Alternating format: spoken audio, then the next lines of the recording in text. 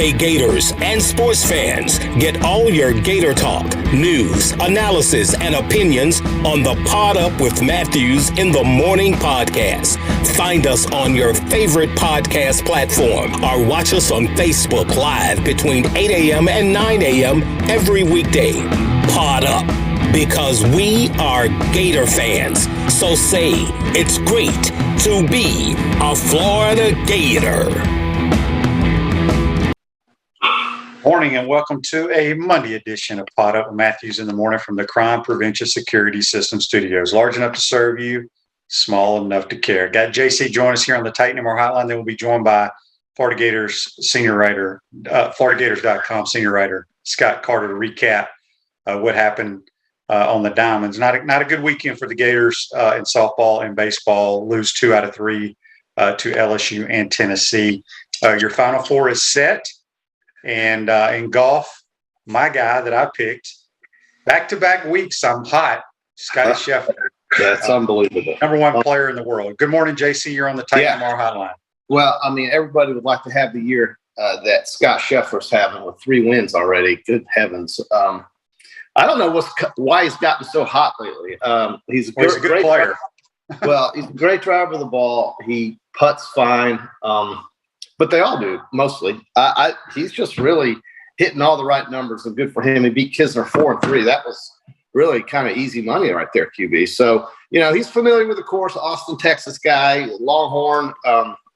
He's going to be one of the odds-on favorites to win the Masters, obviously. But can he keep it going? That's the question. I don't see why not. He's a young guy. So that's a great year for him already. If nothing else happens, he's had a great year. But do you think he'll win a major? I mean, he's got, 4 chances coming up, so he'll be in the hunt, I'll tell you that. Yeah, he's very talented, a long hitter, just has all he's got the goods. But a lot of them do, so it'll be a good year for golf. I think we've got some really exciting golfers. Yeah, baseball loses 2 out of 3, just got shelled on Saturday and Sunday by LSU. It's amazing. Pitching is an issue. Yeah, you got Barco on Friday, and that's about the only thing you can trust right now. So I guess they're just young, QB. Is that it? But give Kevin Sullivan credit. I saw on Twitter on his presser, he's like, look, they are young, but they are extremely talented, and there's no excuse for them to not pitch the way they're capable of playing. And I agree with that 110%. When it comes to pitching, it's not like you have to worry about what the opposing team. It's like reading defenses. You ain't playing quarterback. They throw the coach signals curveball. I got to hit my spot and throw the curveball. If they hit it, then that's fine. But obviously, he is not very happy with the pitching at all. I don't blame him. Softball's struggling. They win yesterday against Tennessee. Everybody in the SEC is a good team, but. It's just that's baseball and that's softball. So that's what you have there. The Final Four, you got basically blue bloods and new blue blood in Villanova. Unfortunately, Villanova will be out without one of their best players, Justin Moore, who blew his Achilles out. It's a shame because I absolutely love Jay Wright. I love his program. I love the way his kids play. Yeah, I don't think they have much of a chance. They'll slow it down. And if Gillespie can make some threes, he didn't play very well the other day, the Big East Player of the Year, but they found ways to win. It's a shame to see a guy. He's only a freshman, so he's got a chance to come back. But good gracious, blowing out your Achilles like that's terrible. So late in the game, it's awful. Listen, I think Villanova, for all it's done, is only a 4-point underdog in this game with Kansas right now. So most folks believe it can still be very competitive, very close game. Kansas can really, yesterday, a 45-17 second half scoring wise over Miami. You could see the writing on the wall when Kansas started going inside and using their height against the outmatched team.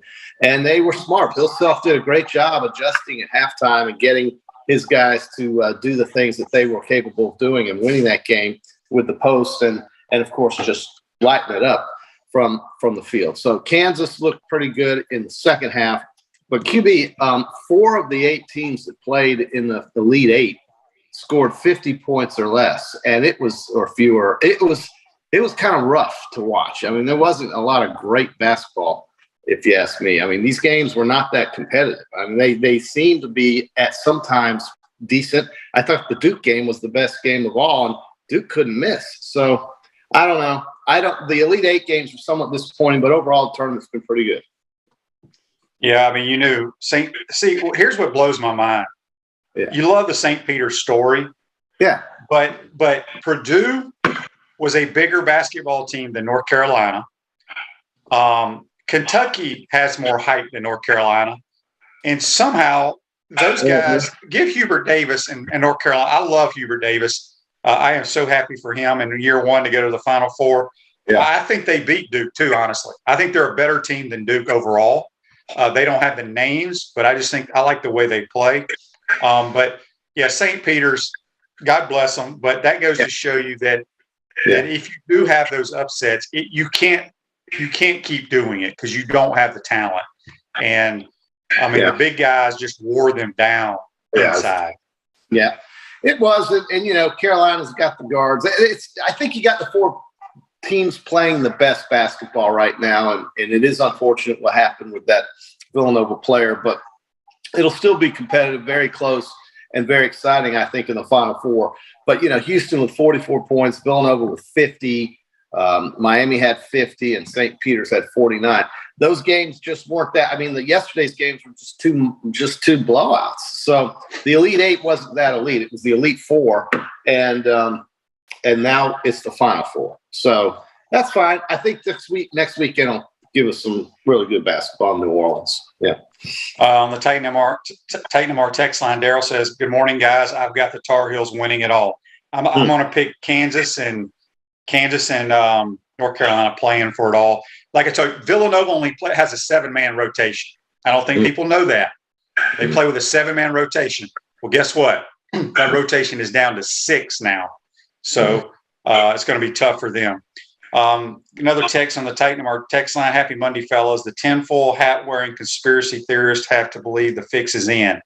Duke and North Carolina meet in the Final Four for the first time ever just a couple of weeks after UNC embarrassed Duke and Coach K in the season finale. Duke wins it all.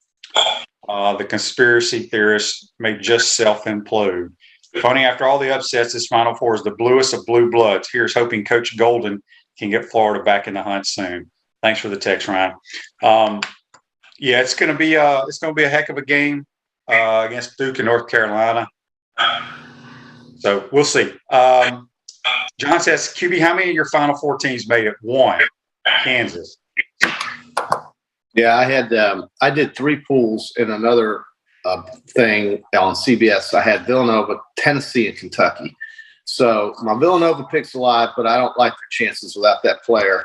If they had that player, I would love their chances. But you know, listen, you never know. And certainly Kansas. Look, the first half of that game yesterday, they did not play well. They did not play well.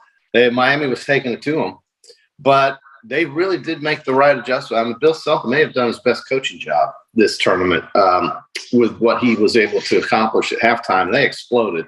So, you know, I think Duke. I got to tell you, QB, I love the way they're scoring. I mean, their shooting is really amazing, and this will be quite a day to watch. It'll be the second game on Saturday. So, man, I don't know who's going to win that. I don't know. I mean, you flip a coin if you ask me. Ruzoga State Farm Office is a team of dedicated insurance professionals ready to help life go right with the right insurance options for you and your family. They offer auto, home, life, and health insurance. Go to visit them at ograinsurance.com or give them a call at 352-240-1779. A few more minutes with JC on the Titan MR hotline. I got a couple of Facebook lives got to get to here. Chris says, "Collared shirt today, QB, looking sharp for the pro day." Yeah, I had another couple of texts here asking me if I was excited to do pro day for the SEC network, which I will have to go to do here in a minute. I will not be wearing this. They have something for me to wear, so we'll see how that goes. Charlie says Duke is playing better each game. I didn't see them getting past Texas. I didn't either, Charlie. And of course, you know, everybody thinks Duke's going to win now because of Coach K. I would love nothing better than North Carolina to beat them and keep them out of the national championship. Well, they're getting 4.5 points too. You got to love that. Anytime you get a team like that with that many in a rivalry game, and plus they really did have their number in that last game they played. But Duke blew them out in the first game they played. So, yeah, we'll see. We'll see. All right, so this is a sports talk show, but everybody's probably aware of this now. When I wake up in the morning, usually the first thing I look at is Twitter. And I refuse to ever watch the Oscars. I don't. Did you see what happened on there, JC? Well, I saw a tweet where Will Smith went up there and slapped Chris Rock for talking about his wife. And then MF'd him. Huh? Oh, yeah, no. MF'd him. And at first I thought, okay, this is put on. But I don't think Will Smith, as good an actor as he is, could have been acting there. I think he really meant to do it, and he did it. But that was the extent of my watching on the Oscars. It's just not something I spent time on. But I do think I did see that on Twitter. Yeah. Yeah. I mean, that's. I was trying to figure out what was going on the sports world. That's all. I was like, what is going on here? Of course, yeah. I do not watch the Oscars, so I don't know if it was real, fake, or what. But it seemed pretty real, especially the things he said. Now, what I don't understand is, the only reason I would think it was fake is because he basically slapped him. Why not punch him?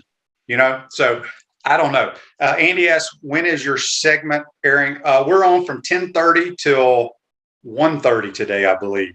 It's a long day. You're going to talk for 3 hours on Pro Day, QB, on TV? What are you going to say for 3 hours there? I don't know. I got other people in there with me. I'll just act like I know what I'm doing. There you go. Good for you. Chris says he laughed up front, which makes it look staged. Amy says Will Smith slapped Chris Rock. I don't know. I mean, that's going to be the talk of the world now. Russell asked here on Facebook Live, and I do not know the answer to this, Russell. You must be in the hunt. Russell wants to know, how many points is the championship game worth in the bracket challenge? No clue. ESPN, they can figure all that stuff up. But we'll find out, I guess, next Monday night. We'll have a winner. We'll get your sizes. Whoever wins, we'll give you a Spurrier gift bag with some Coach Spurrier gear from his. Who does he have? Dan says Pro Day is streaming. Yeah, on the SEC something. I don't know. Who does he have? Who does that guy have in the pool? What team is he hoping for? He didn't say. Yeah. I think it goes. John says just wing it. That's what I always do, John. I wing everything I do on the show. So anyway. Well, give them your NFL. Tell NFL stories, dude. They love stories. It's all about stories. We're going to talk about guys running their 40. We're going to be right there when they cross, and we'll tell them John Cornell, 5.6 in the 40. Hey, I would take that right now, bro. I would take that in a heartbeat.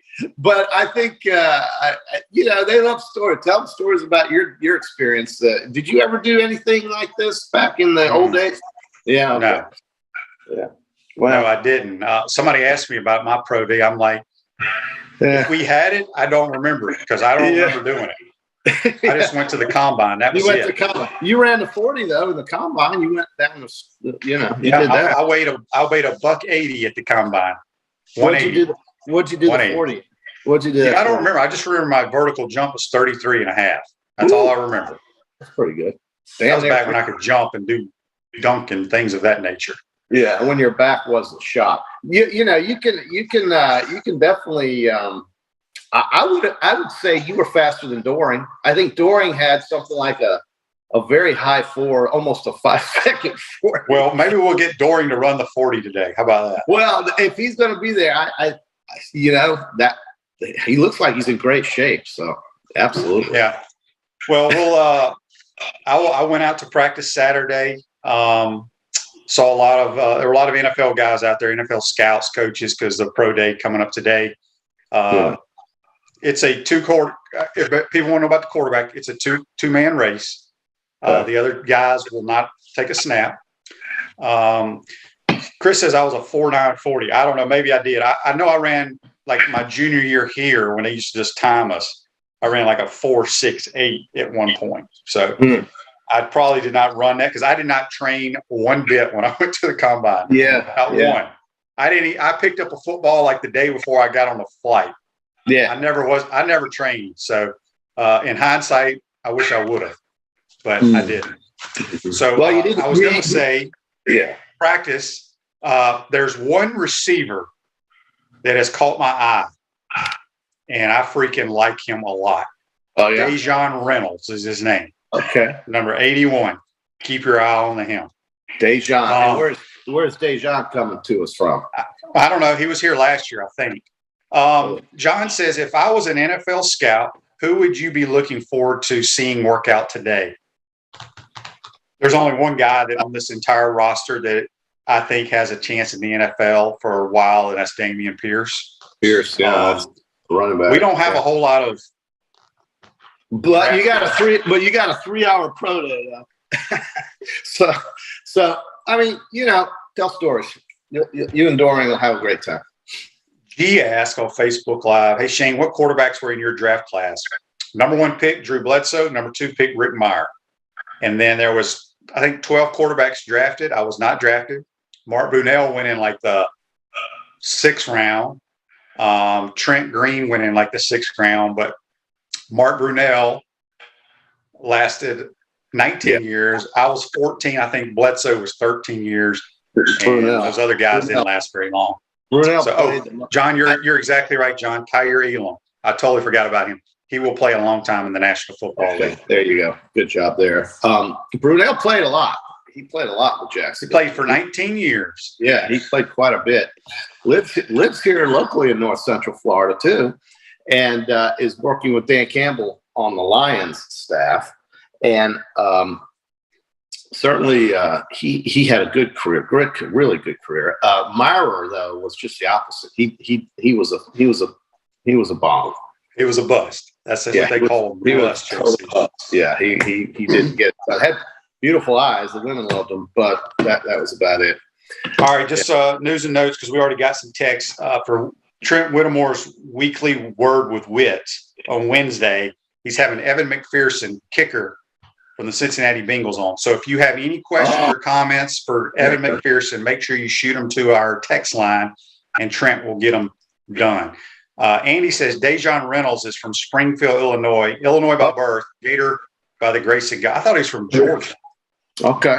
All right. Springfield. But I like him. I think he's smooth running routes. He catches the ball. He's the one receiver that has stood out in the 2 practices that I watched. So, okay.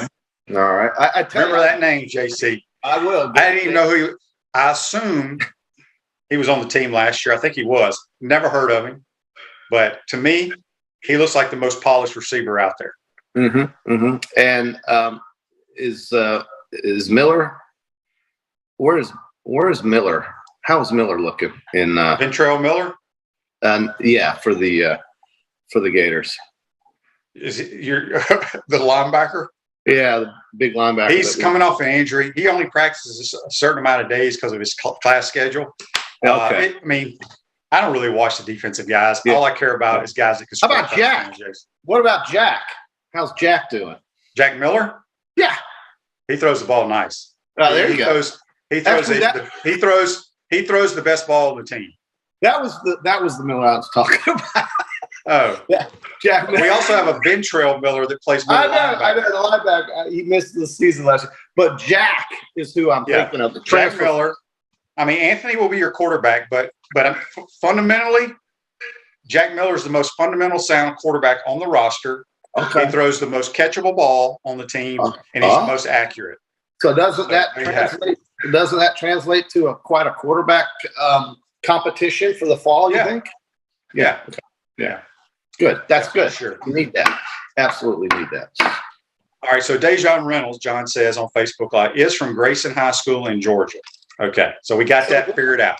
What the hell is this Illinois? Who said that? Maybe he was born there. My kid was born in Lake Forest, Illinois. Right. Were both your kids born up there, or just the younger? No, one was born in Jacksonville, one was born in Illinois. Okay, so. Yeah, right. 95 and 90. 96 and 99 for you, right? I was 95 and 99. Our kids are virtually the same age. Joseph says here, I think AR is more accurate than you are giving him credit for. Joseph, I don't know a whole lot, but I know when I know accuracy, he is not.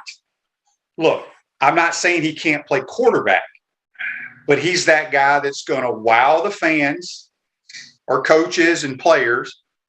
And then there's going to be that 12-yard curl route or the flat route that he one-hops. So it's consistency, I should say. Just trust me. I think he's a good player. I think he's going to be the starting quarterback, but he is not accurate. And I will argue with anybody in the world on that. See, he's better than Nick Fitzgerald, right? Lord, let's hope. Nick Fitzgerald struggled throwing the football. He did struggle, but he struggled completing a forward pass. I know. He is 1,000 times better than Nick Fitzgerald. Okay. Well, that's 1,000. Well, that's a good thing to hear. I saw him last year. I mean, he scored. He got us going in the LSU game. I mean, I do remember that. I saw a clip. Speaking of that, before we let you go, JC. Yeah. I get on Twitter every now and then. This one guy, I can't even remember his name. He had a breakdown, and it said how Anthony Richardson can become an elite passer. So he has one clip from the LSU game. Okay. Yeah. And it shows Anthony looking left. And at the very last second, he looks right and he launches a deep ball for a touchdown. Okay. And this guy goes through it saying, look how he looked at his number 1, his number 2, his number 3 receiver as reads. And then he gets to his 4th read that throws a touchdown. I can promise you, nobody in the world has their 4th read as a deep ball. Yeah. He got away with that because of arm strength stuff. But my point is, this guy has no idea what he's talking about. Okay. This kid, whoever was doing this breakdown, it had me laughing. Well, Chris says, do you think AR is durable enough to play tight end? No, I don't think he's.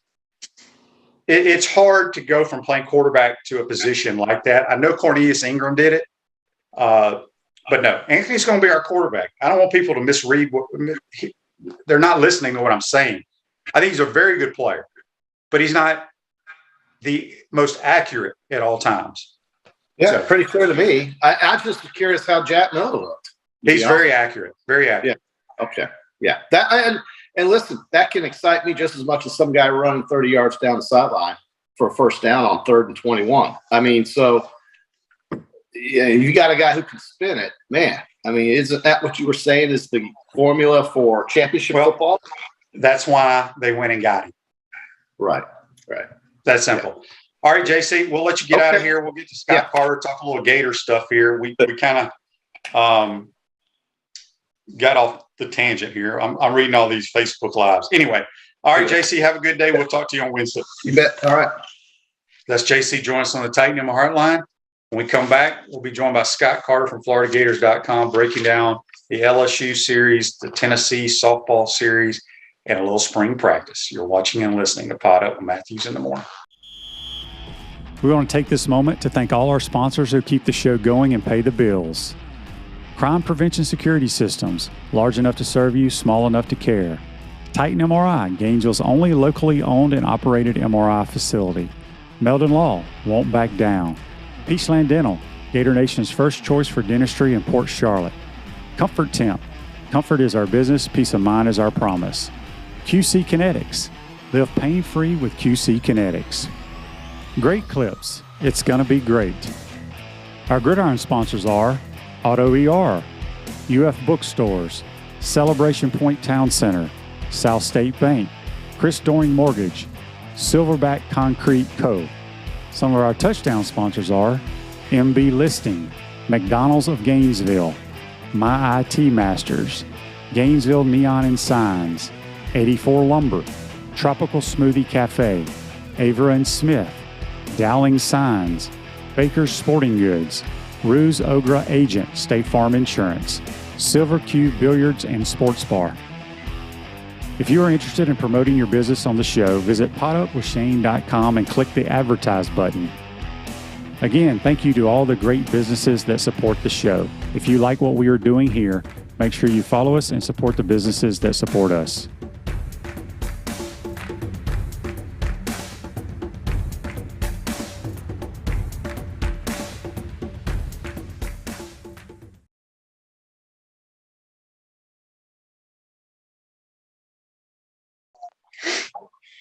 Welcome back to the Crime Prevention Security System Studios. Large enough to serve you, small enough to care. Celebration points where the Gators go to celebrate with premium brands like Nike, Regal Cinemas, Le Macaron, Bass Pro Shops, International Diamond Center, Prime and Pearl, and the HBC's restaurant Spurrier's Gridiron Grill. Now serving brunch on Saturdays and Sundays. We'll see you at Celebration Point where the Gators go to celebrate. I'm going to head back to the Titan MR hotline, and we're joined by senior writer for FloridaGators.com, who covers all of these sports for the Mighty Gators, Scott Carter. Good morning, Scott. How are you, buddy? Shane, what's going on, man? Yep. A little bouncing around, a little bit here, a little bit there. Go over to pro day today. It was at baseball yesterday. Wrote about a swimmer. You know how it goes. So rumor has it at pro day today, Chris Harry, Scott Carter at a 40-yard dash. Well, that would certainly be entertaining for the audience. I don't know if any NFL scouts would actually pay attention, but for everyone else there, it would be some good entertainment. Yes, indeed. That starts today. It's a big day for all those guys. As if I'm aware, I believe all our guys are participating today, correct? Yeah, 16 to my knowledge. Obviously, the big ones are Zach Carter and Kyrie Elam and Damian Pierce. It's a smaller group than in some years, Shane, but there'll still be some guys who get drafted. The Gators produce draft picks every year pretty much. Wow. Okay. So one of our listeners just pulled up my stats from the combine. Really? So I ran the 40 and a 4.89. Okay. Let me back up. Scott, back then, I told him I picked up a football the day before I got on the plane to go to Indianapolis. I weighed in, I think, at 180. 180. My bench press I did not do. But let's see, vertical, I was only 32. I thought I was 33 and a half. I'm going to have to question that. Let's see. Yeah, see, pro day, we didn't have a pro day when I played. I'll have to look through all that. So good. Look, I got great listeners. They look up stats for us. That's awesome. That's pretty impressive. What was it, 4.89? Yeah. That's with zero training and doing nothing. Oh, zero training. Okay. Well, I literally, Scott, I did nothing. Oh, I believe it. I was playing golf, and I didn't really throw the football a lot even before I went to training camp because I was one of those guys that I knew I was going to be accurate. I didn't really have to do it. But I probably should have worked on my 40 time, probably should have tried to gain a little bit of weight and all that kind of stuff. So good work, Chris. Appreciate you looking that up. All right, let's start with baseball. Win game one behind Barco. And then the last two games have been batting practice for the Tigers.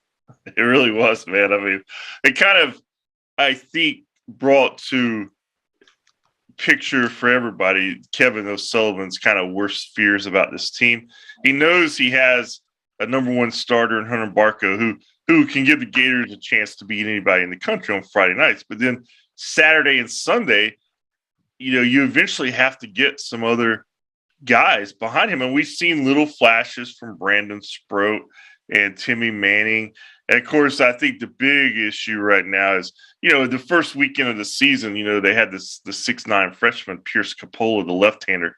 He did pretty well on that Sunday starter slot, but he's got some back issues and he's been sidelined. So, and then, of course, when you get into that bullpen, Shane, it's a dicey situation. There's, you can overuse certain guys, and then some guys are just not getting it done. I mean, Sully was very disappointed yesterday. He said he's seen them have a game like on Saturday, of course. In baseball, everybody's going to have one.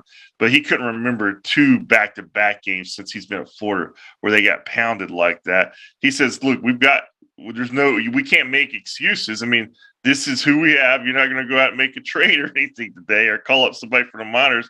He believes in their talent, but he says they're not making pitches, man. So you got to make some pitches. And I'm a baseball guy, and I love the oddities of the game. Shane, how about this from yesterday?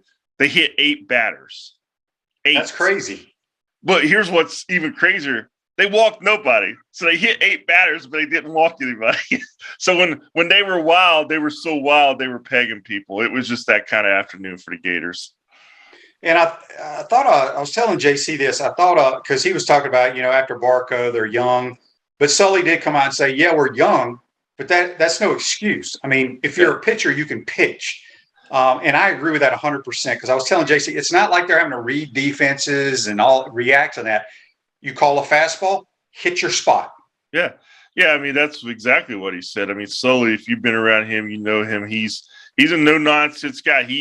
You're at Florida for a reason. And once he put you on that roster, he's expecting you to do what he thinks you can do and what you've shown him you can do. So when you don't do it, you're going to get called out a little bit. And I mean, I understand that. Yesterday, you had some guys in the bullpen who come in. It's 4-0 game. And, Florida can certainly still overcome that. But then they gave up, a 7-run, 6-inning, and they're hitting batters left and right.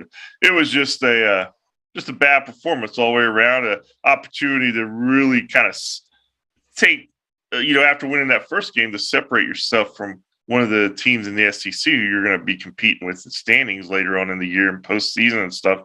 And, of course, LSU responded.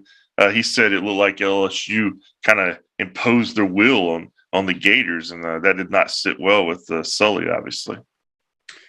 That is true. We got a Facebook Live here brought to you by Meldon Law, the only official law firm partner of the Florida Gators. John asks, Scott, who gets to start tomorrow night against the Semis? I don't know. He was not in the mood to forecast ahead. I don't know. So that's a good question. I really, at this point, don't know. I mean,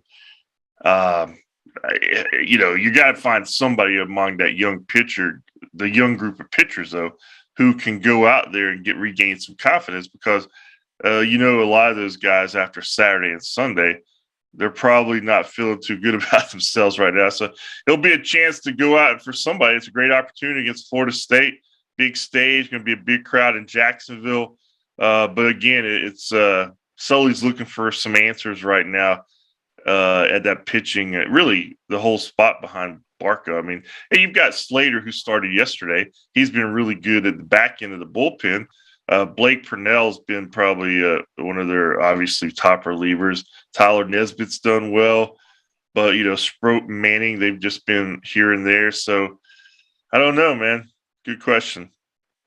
It was nice to see a legitimate SEC baseball crowd this weekend.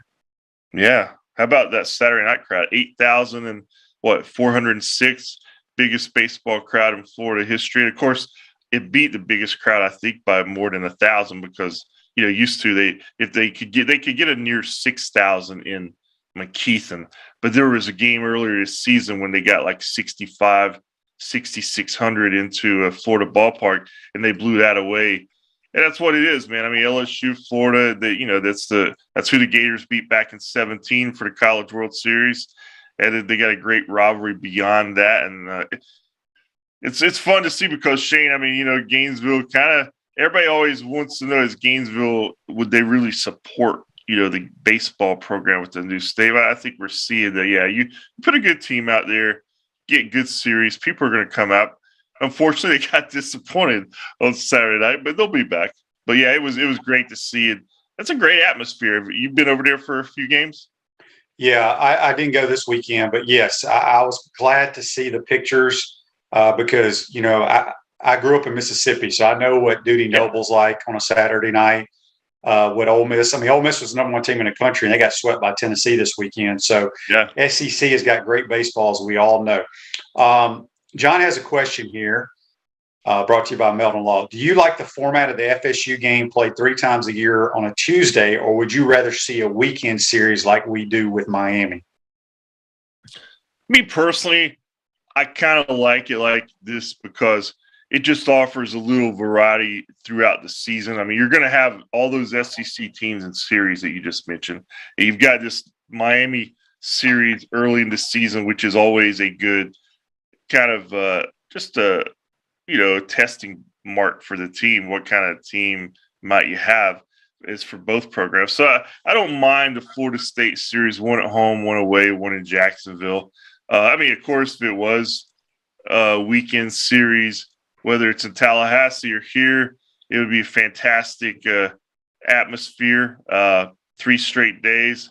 So I can see both sides of it. But I think just with the way the schedule is, Shane, and just trying to fit in some, teams that you can hopefully beat early in the season, having that Miami schedule, and then going into your SEC schedule. You just that's how they do it with Florida State. Just spread them out. Hey, Chris Doring Mortgage. They do mortgage lending right, helping home buyers throughout Gainesville and North Central Florida. Call Chris Doring Mortgage today at 352-244-0840. Speaking with Scott Carter here on the Titan Moore Hotline. All right, softball loses 2 out of 3 to the Volunteers. They get the final game yesterday afternoon. I didn't get to go. I usually go to a lot of the softball games, yet to go here in the last couple of weeks. Your thoughts on what's going on with softball? Well, I mean, they've been still like number 6 in America. Yeah, I mean, they've been really good. I think they got tested against Tennessee on a different level. Tennessee's obviously good. They dropped a series. I mean, I'm sure it's not a panic time or anything far from that for Tim Walton. They'll just regroup. I think, and I'm not plugged into softball as much as I am baseball, Shane. But, just from talking to people, it seems like this team is, more of an offensive team than some of the past ones. I think the pitching might be, not on par to some of their past great teams, but the offense is up. So it's a different kind of Florida team maybe than we've seen. And we know Tim Walton, he's got this team built around speed, one of the fastest teams you'll see. They're making things happen, offensively that we haven't seen in a while with just by using their speed. So, again, I don't think it's, like I said, any time to panic. You're going to have this series that if they drop the next 2 or 3 series, then I think it'll be a little more alarming. But right now, they lost 2 out of 3 to a good team, just like the baseball. LSU came into town. Disappointing, but Gators, 17-7 in baseball, 3-3 in the SEC. Still a lot of games to play. That is true. John asked here, not John, Andy, I'm sorry, on Facebook Live, brought to you by Melon. Scott, Gators men's swim team places 3rd at the NCAAs. Bobby Fink smokes the field. Is he not one of the best athletes on campus? No doubt. He's one of the best athletes in the world. When you look back at what he did in the Olympics and the way he did it, man, he was just those comebacks. And I mean, he's a intriguing kid, a Florida kid. He's probably going to at least have another Olympics or 2 in him. He did that, Shane, with missing the SEC's championships when he was, he tested, I guess, positive for COVID and had to go into protocol. So, what he's done, and Kieran Smith, and that's one thing that, I was over there at the swimming complex the other day. I was talking to this diver, Anton Seversky, for the story. And we were just talking he's a kid who's from Ukraine, but he took a wild shot to come to Florida. He didn't think he could ever get to Florida in swimming, and he's here as a diver, and he had no idea that that's where Caleb Dressel was. That's where Kieran Smith. So when he starts getting around there, he's like, holy cow. So you kind of hit the jackpot, man. If you're a swimmer, you're starting to train in the same pool as all these guys. And Bobby Fink's certainly one of those. Yeah, there's no question. Those swimmers, man, there's something to them. They're a little bit different than everybody else, all the work they have to put in. Yeah. All right, Scott, let's switch gears a little bit. I don't know how much spring practice you've watched. I've been to 2. And I was telling people earlier today, I don't know where he's been. I don't know how many years he's been on the roster because I never have a roster. I just had to ask somebody. But Dejon Reynolds, to me, is a dude that I like at wide receiver a lot. Yeah. He's a guy that you look at him, he's physically gifted. I mean, he came in, he just hasn't had much of a chance, Shane, in that position group. And I think everything's open. So he's a guy that I can understand catching your attention. I've only been out there a couple times myself, going back out there today. I've been out of town a little bit, but I'll keep my eye on him. But, him and Jamarcus Weston, Xavier Henderson, Trent Whittemore, let's face it, that's been a position of strength for the Gators under, Dan Mullen when he was here. And now there's a lot of question marks there because, you lost Copeland, the transfer, and you've lost all those guys to the NFL the last couple of years. So Dejon Reynolds, the door is wide open, and sounds like you'd like to throw him a pass or 2 then, huh? Well, yeah. I mean, I just saw him, I didn't stay long. I was just watching one-on-ones and pass Skelly and things of that nature. And I just like the way he runs his routes. I like the way he caught the ball. He looks to be the shiftiest guy we have. Yeah. You know, we have a lot of these big guys that are somewhat stiff at times, but, you know, I had to ask somebody, I said, he's a little shifty guy. They go, no, he's still like 6'1", but he doesn't look 6'1" to me. He looks a little shorter than that. Yeah. So anyway, he may never play a damn down. I don't know. But I tell you this, I like what I saw. And like you said, sometimes when a new staff comes in, some guys get more opportunities than others. And, you know, as you said, Copeland transferred. Whittemore, he's been solid. If you know, he's still he's wearing an orange jersey, so he can only do so much, but he's solid. Yeah. But Dejan looked like that guy that can make people miss. You know, so I don't know.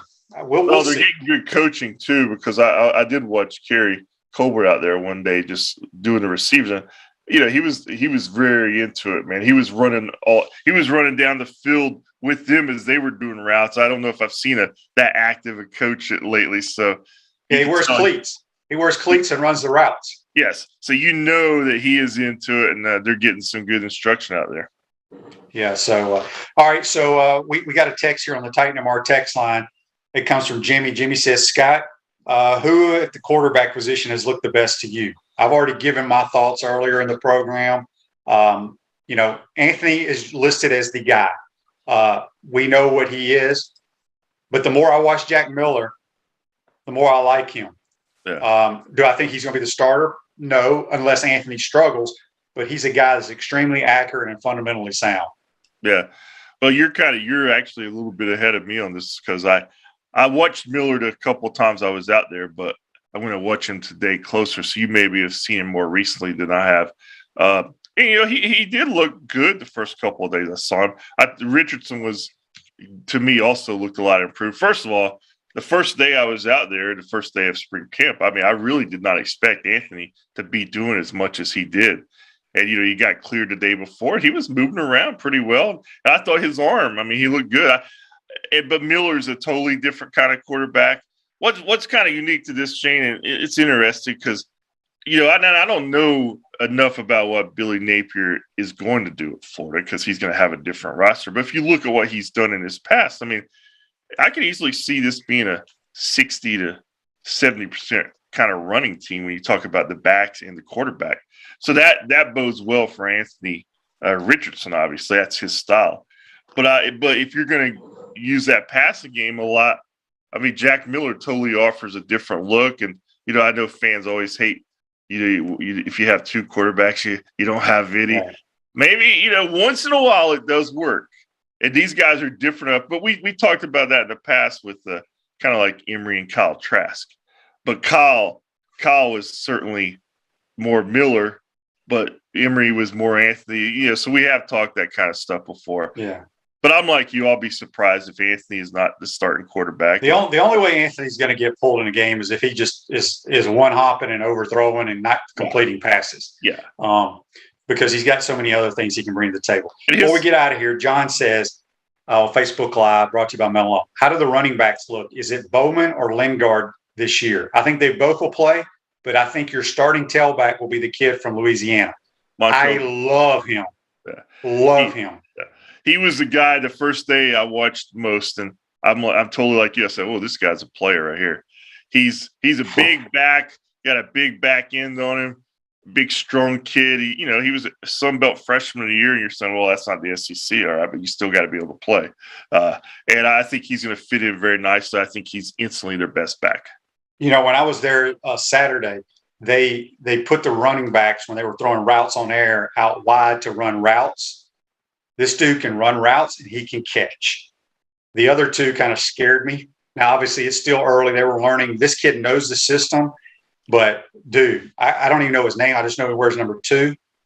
And he will be the starting tailback, in my opinion. Well, remember the name then, Montrell Johnson. That's it, Montrell Johnson. And I agree with you, Shane. I mean, I think he's the leader in the clubhouse. And, those other two guys, I know fans or, whenever they have the 5-star attached, everybody wants to know what's going on with them. And I think you're going to see both guys probably play. But again, I mean, it's a different game. And Billy Napier, he's got a lot of trust in this guy. I mean, that's why he's here. Yep, I like him a lot. All right, Scott, Almost called you Chris, since y'all are going to have a race in the 40 today. Scott, appreciate your time, my man. We will talk to you soon. All right, man. I'm getting ready to go type up my hamstring. I'll see you. Make sure you stretch. Get stretching. All right. Scott Carter joining us on the Titan MR hotline. We're going to take our final time out, wrap up this Monday edition. We want to take this moment to thank all our sponsors who keep the show going and pay the bills. Crime Prevention Security Systems, large enough to serve you, small enough to care. Titan MRI, Gainesville's only locally owned and operated MRI facility. Meldon Law, won't back down. Peachland Dental, Gator Nation's first choice for dentistry in Port Charlotte. Comfort Temp, comfort is our business, peace of mind is our promise. QC Kinetics, live pain-free with QC Kinetics. Great Clips, it's gonna be great.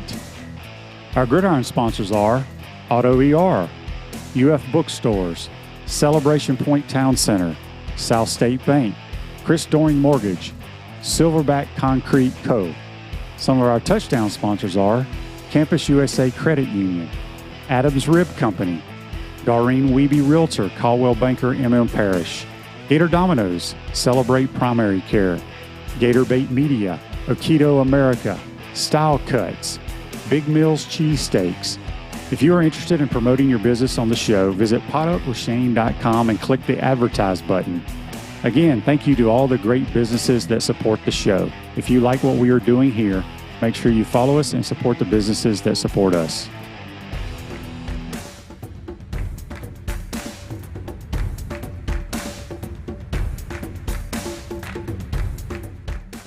Welcome back to the Crime Prevention Security System Studios at South State Bank. We understand that small businesses need a community business partner they can rely on. South State has 4 convenient Alachua County locations. South State Bank, banking forward, member FDIC. I want to thank JC and Scott Carter for joining us on the Titan MR hotline. Don't forget, if you have any questions that you want to give to Trent to ask, Evan McPherson, kicker for the Cincinnati Bengals, will be on the program Wednesday. Shoot them to us on the Titan MR text line. This day in sports brought to you by our good friends at Comfort Temp. Comfort is our business. Peace of mind is our promise. They're hiring team members with all levels of experience. Give them a call today at 352-376-2366. This day in sports in 1999 at the TPC Players Championship, David Duvall wins by 2 strokes over Scott Gump. But the same day, David Duvall's dad won on the senior tour at the Emerald Coast Classics. That's pretty cool. That's brought to you by our good friends at Comfort Temp. Don't forget, as I just said, make sure you shoot your questions for Evan McPherson on the Titan MR text line. John says, surely QB, we're interviewing the HBC at Pro Day, always gives a good interview. If the HBC shows up, we'll interview him for sure. No question about that. Hope you guys enjoyed today's program. If you want to check out the SEC, I think it's streaming on the SEC Network Plus. I don't think they're having any live stuff on the regular SEC Network, but we'll be doing it from 10:30 to 1:30, I believe. So I hope you enjoyed today's program. Have a great day. We'll see you tomorrow.